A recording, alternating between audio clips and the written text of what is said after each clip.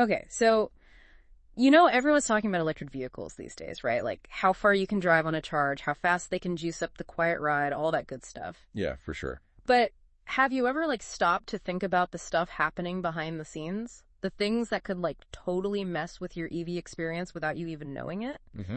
That's exactly what we're diving into today. The security of EV charging, specifically the combined charging system or CCS. Right. Consider this like a crash course on a part of the EV world that often gets overlooked, whether you're already plugged in thinking about going electric or just curious about the tech that's going to be powering our future. Absolutely. And to really get into this, we've got some awesome sources lined up. I mean, we're talking key excerpts from this research paper called CCS Charging System Security Vulnerabilities. Oh, I skimmed that one. Some really wild details from these DEF CON talks, exploiting wireless side channels in EV charging and abusing CAN bus spec for DOS and embedded systems. Those DF Con talks are always so interesting. And then to top it off, we've got some eye-opening stuff from Motherboard and David Bombal on YouTube.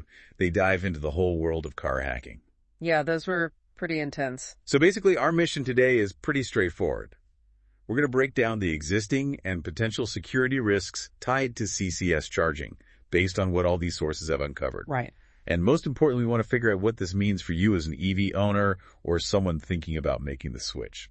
Okay, so let's unpack this. When we talk about EV charging security, where do we even begin? Well, the core of how your EV and the charger actually talk to each other using CCS hinges on something called power line communication, or PLC. PLC.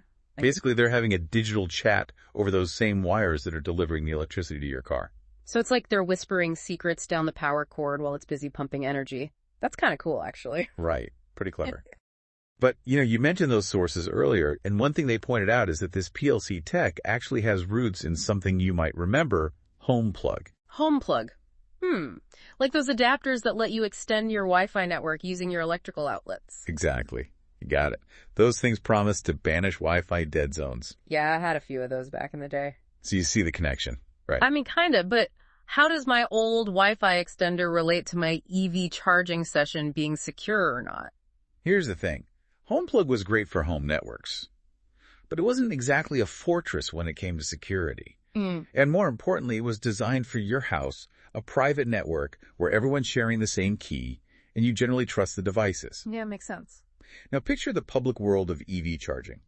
You're plugging in at a station on the street in a parking garage, basically an environment where you have zero control over who's lurking around digitally or otherwise.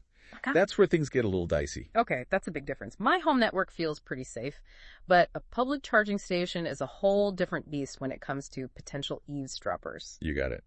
And to make matters worse, the research paper highlighted that these PLC signals aren't exactly staying put inside the cable. They're not. Nope. It's actually been known for ages that they can leak out radiatively. Really? Yeah. In your living room, that tiny bit of leakage probably wasn't a big deal.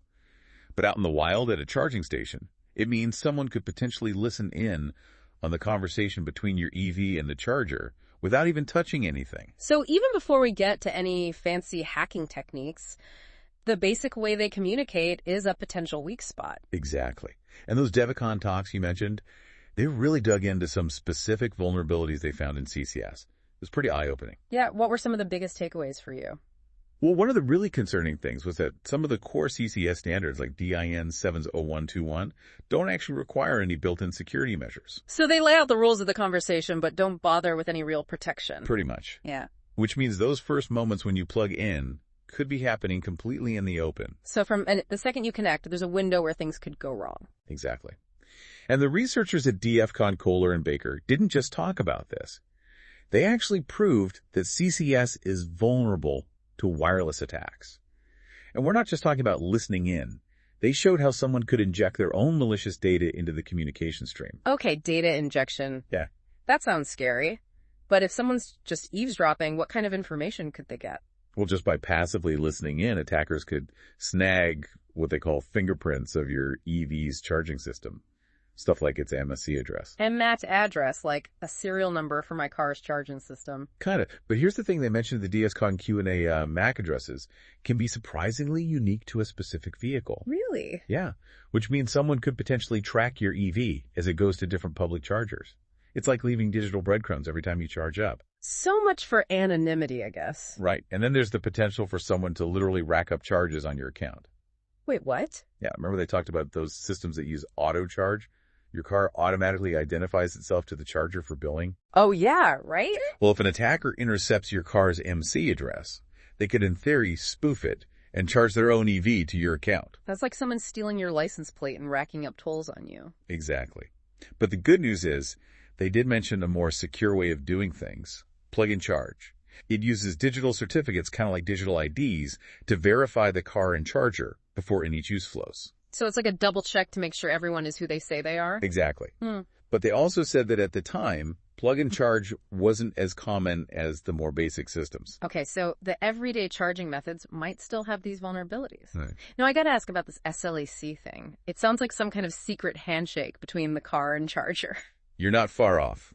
SLAC stands for Signal Level Attenuation Characterization, and it's a key part of starting a charging session. Okay. Its main job is to guarantee that your EV is talking to the right charger, not accidentally chatting with the one next to it, which can happen with all the signal noise and stuff. Imagine a packed charging station. SLAC is like that initial, hey, I'm talking to you moment. This makes sense in a crowded EV hangout. But I remember the researchers weren't exactly fans of SLAC, right? They were pretty skeptical. They pointed out some built-in weaknesses in how SLAC works. They were worried about unintended communication with nearby chargers, even with those signal checks. Okay, so what's the big deal with SLAC? Here's where it gets interesting. During that SLAC handshake, if the security features aren't turned on, and the researchers said they hadn't seen that happening in real-world situations, a shared encryption key is sent out in plain text.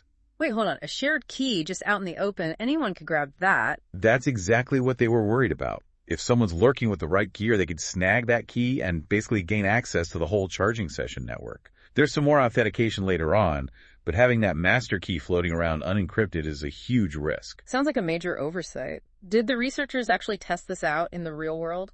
Oh yeah, they did a bunch of experiments at public charging spots across the UK. They used software-defined radio, or SDR, basically a super versatile radio receiver that can be programmed to listen in on and even transmit different radio frequencies. So like a hacker's Swiss Army knife for radio waves? Exactly. They put antennas everywhere inside the car on the ground next to it, even in the next charging bay over. And they could actually eavesdrop on the charging sessions. Totally. Yeah. They picked up thousands of messages, including those unique vehicle MFT addresses we talked about, and you guessed it, that unencrypted shared key from the SLAC process. And get this, they could do it from several meters away. You'd never suspect someone was casually stealing your data as you charged up. Okay, that's seriously unsettling. So we've covered listening in, but what about actually messing with things? Could someone really disrupt or even manipulate the charging process itself? That's where we move into the realm of active attacks. The DEFCON researchers also looked at injecting bad data into the communication stream. And, as EVs become more intertwined with our critical infrastructure, especially with vehicle-to-grid communication coming down the line, the security of all this becomes even more crucial. Right, like if your car is going to be sending power back to the grid, we better make sure no one can mess with that. Exactly. And they actually showed how someone could intentionally stop charging sessions. They called it the broken wire attack. Broken wire? That sounds serious. How does that work? It exploits a mechanism called CSMA-CA that's used by HomePlug GreenFi, which we know is the foundation for CCS communication. Think of CSMA-CA as a set of rules for polite conversation. Everyone listens to see if someone else is talking before they jump in. They listen before talk and back off if the line's busy. Okay, so how does broken wire break that politeness? They figured out that by injecting a super weak signal, just barely above the background noise, they could trick the charging modems into thinking someone was already transmitting data. So because they think the line's busy, they back off and the charging session gets interrupted. It's like whispering just loud enough in a crowded room to shut everyone else up. That's crazy. How did they even figure that out? They actually noticed an accidental wireless signal coming from the PLC itself. That got them thinking about injecting their own signals. Then they dug into the HomePlug GreenFi specs and found the exact wording that defined that tiny signal threshold for a busy channel. It was hiding in plain sight. So they tested this out in a lab first, right? Of course. They set up a controlled environment with development boards that use the same Qualcomm chip, the QCA 7000, that's found in tons of charging stations. They simulated a normal EV and charger conversation, and then introduced their attacker with a simple wire antenna hooked up to a Lime SDR, that software-defined radio we talked about earlier. Okay, and then they took their show on the road. You bet. They packed their gear, the Lime SDR and a small amplifier, into a car. They even managed to shrink it down to fit in a backpack. They drove by and even walked past public charging stations and successfully disrupted charging on a whole range of EV models from budget-friendly to luxury. They made it clear this wasn't a problem with one car maker. It's a weakness in the whole communication standard. So you could cruise by a charging station and potentially knock a bunch of EVs offline. That's kind of terrifying. Pretty much. And their range tests showed they could do this from a decent distance with low power. And with stronger amplifiers readily available, the range could be way bigger. It's like an arms race between attackers and those trying to secure the infrastructure. So with all these vulnerabilities in CCS, what about the next generation of charging tech? Are they fixing these security issues? It's the million-dollar question. The new megawatt charging system, or MCS, which is for super high-power charging of things like electric trucks and buses, is also using power line communication, although a slightly different kind called differential PLC. It's supposed to be tougher against interference and disruption. But it's early days, and its security hasn't been battle-tested in the real world yet. And what about NACS, the North American Charging Standard? It's getting super popular. Will that be any different? Interestingly, NACS is designed to play nice with existing communication protocols for DC fast charging, including those from standards like DN 70121 and ISO 15118. So even with the new plug design, the underlying communication might stay the same. Potentially. Which means those power line communication vulnerabilities might stick around too. So the way they talk to each other could still be a weak point. Now, our sources also talked about car hacking in general beyond just charging. It seems like today's cars are basically rolling computers, just as vulnerable as our laptops and phones. That's a great analogy. Yeah. Modern cars are incredibly networked, and they have potential vulnerabilities across all sorts of communication protocols, not just the PLC used for charging. The DEF-CON talk on hacking the CAN bus, that's a network that lets different parts of your car talk to each other. And those videos from Motherboard and David Bombal really showed how exposed cars can be. Yeah, that Motherboard video was wild. They showed researchers remotely taking control of a car, even stopping the engine and messing with other functions over the cellular network. It's a stark reminder of the risks that come with connected vehicles. Absolutely. Mm-hmm. And they also talked about a vulnerability where researchers could unlock doors, start the engine remotely, even track the car's location just by knowing its license plate number. Sometimes the simplest things are the most overlooked. Your license plate. Something anyone can see. That's a key to controlling your car. It's mind-blowing. Right. It highlights how the automotive industry hasn't always prioritized security the same way the IT world has. So they're playing catch-up in a cybersecurity game. In a way. One researcher called it software archaeology, finding bugs in car systems that were fixed in computers decades ago but are still hanging around in modern vehicles. Wow. So why are cars so behind when it comes to security? It's a mix of things. Different industries evolve at different speeds. The car world is catching up, but it's playing catch up to the IT world when it comes to best practices for cybersecurity. And that David Bombal video brought up the Mirai botnet, which used hacked Internet of Things devices to launch huge cyber attacks. Could our cars be hijacked for something like that in the future? It's a legitimate concern. As cars get smarter with more powerful computers and constant internet access, they could theoretically be used in a massive botnet if their security isn't up to par.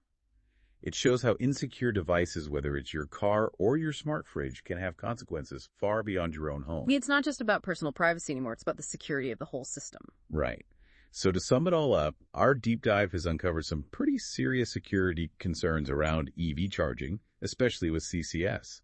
And it all boils down to that reliance on power line communication. We've seen how attackers could eavesdrop steal data, including personal info, rack up fraudulent charges, and even disrupt charging sessions. And while the researchers showed how these vulnerabilities work, we haven't seen widespread reports of them being exploited in the real world, at least not yet. But the potential is definitely there, and it's something we need to be more aware of as more and more people switch to EVs. Absolutely. This all leads to some big questions we need to think about. As we embrace electric mobility, how do we make sure the charging infrastructure is just as secure as the cars themselves? What can standards bodies, manufacturers, and even everyday EV users do to minimize these risks? Yeah, food for thought as we charge into the future. And for those of you who want to really geek out on this, we recommend checking out the research papers and DEF-CON talks we mentioned. Look for the paper, CCS Charging System Security Vulnerabilities, and the talks by Kohler and Baker and Martin Petrin. They dive deep into the technical nitty-gritty. And one last thing to ponder.